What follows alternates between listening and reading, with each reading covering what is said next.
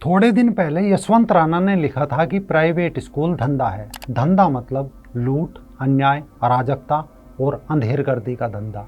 Fees बढ़ गई है, दे दो, वरना अपना बच्चा स्कूल से वापस ले लो। किताब हर साल नई और महंगी होगी, खरीद लो, वरना बच्चा स्कूल से वापस ले जाओ। दूसरी जगह से यूनिफॉर्म सस्ती मिल रही है तो क्या हुआ, जहाँ से कहा जा रहा है वहीं से लो, वरना बच्चा स्कूल से वापस ले जाओ।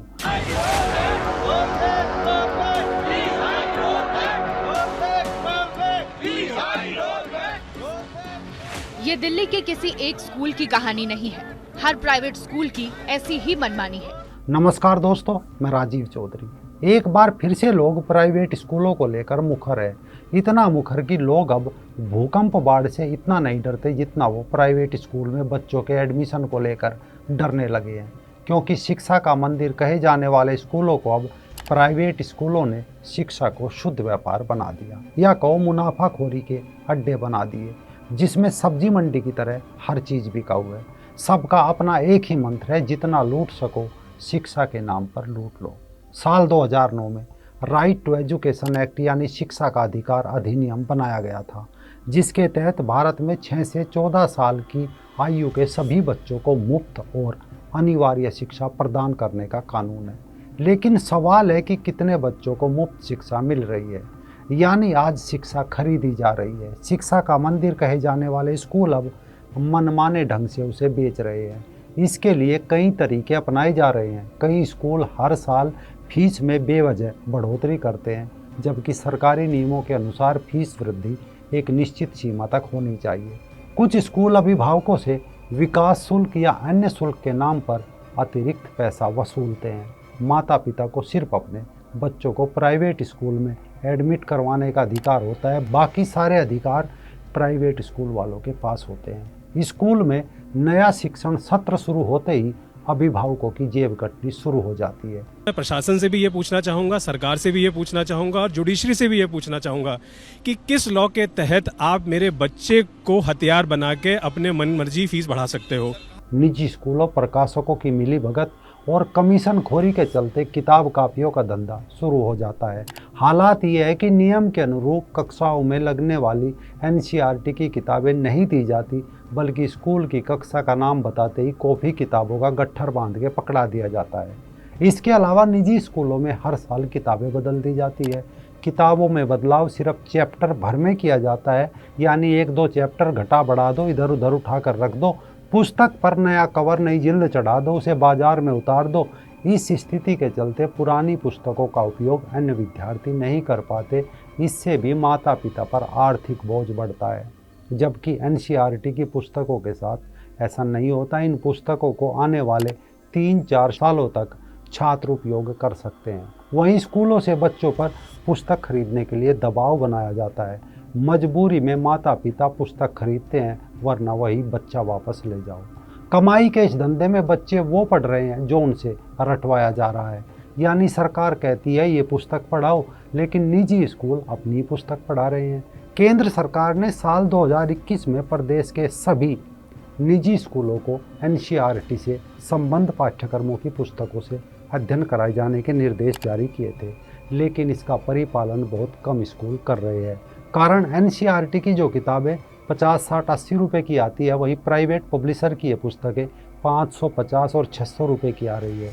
विरोध करने पर बच्चे का नाम स्कूल से काटने की धमकी देते हैं। थोड़े समय पहले जर्नी लाइन नाम की एक वेबसाइट ने इसे गेम्स ऑफ कमीशन तक लिखा था, जिसे देखकर लगता है पढ़ाई लिखाई तो साइड बिजनेस है, असली बिजनेस तो किताब बेचना, ड्रेस बेचना रह गया है। बाहर से किताबें लेने पर 20% तक का डिस्काउंट आसानी से मिल जाता है। सरकार स्कूली छात्रों को किताब कापियों पर भी सब्सिडी देती है, लेकिन प्राइवेट स्कूलों ने इस अधिकार पर भी डाका डाल लिया है। बाजार से कॉपी और रजिस्टर तक नहीं ले सकते।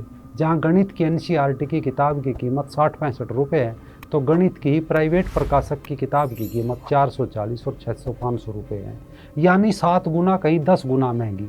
सोचिए, पढ़ा रहे हैं या किताब बेच रहे हैं।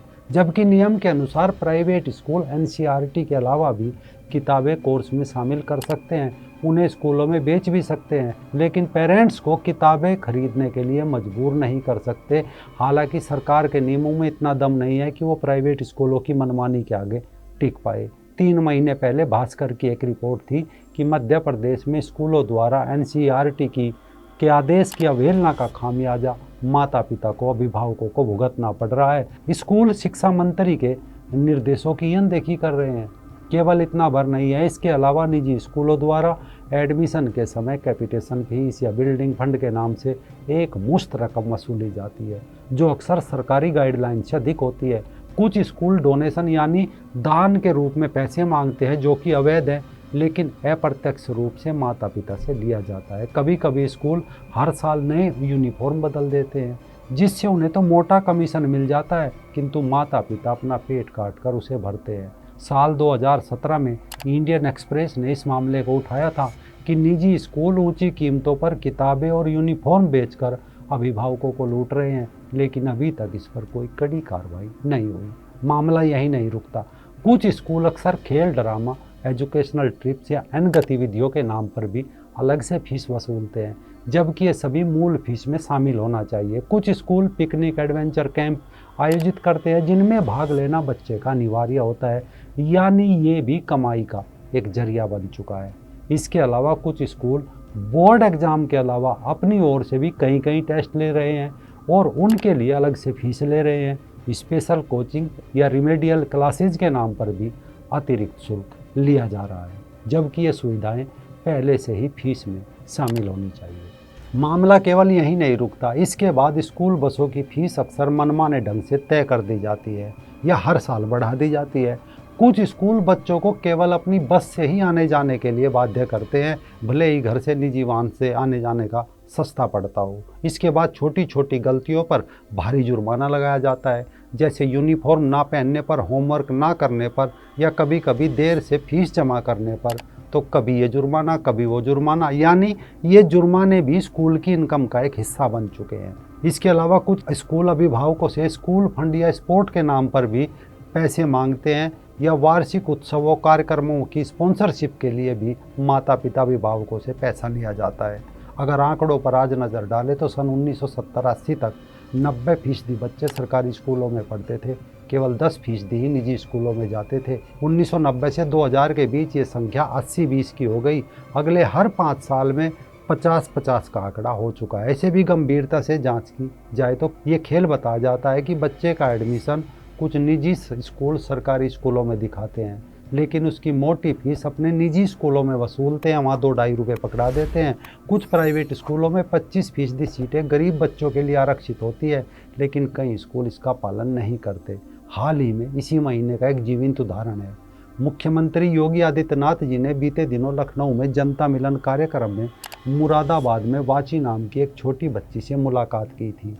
वाची निम्न आय वर्ग कोटे से प्राइवेट स्कूल में दाखिला ना मिलने की शिकायत लेकर मुख्यमंत्री कार्यक्रम में पहुंची थी। सीएम योगी ने वाची की शिकायत पर अधिकारियों को निर्देशित किया। इसके 3 घंटे बाद ही वाची का दाखिला मुरादाबाद के एक महंगे प्राइवेट स्कूल में फ्री में हो गया। सीएम योगी ने शिक्षा के अधिकार अधिनियम के तहत नियमानुसार वाची का दाखिला महंगे प्राइवेट स्कूल में करवाया। बेशक ये एडमिशन सीएम योगी के निर्देश पर नियम अनुसार हुआ, महंगे स्कूल में हुआ, लेकिन यूपी की राजधानी लखनऊ के ही प्राइवेट स्कूल इस नियम को मानने के लिए तैयार नहीं है, जिसको लेकर अब जिलाधिकारी उन पर सख्त हुए हैं। यानी 1970 से लेकर अब तक सरकारी स्कूलों में नामांकन लगातार घट रहे हैं, जबकि निजी स्कूलों में बच्चों की संख्या बढ़ रही है।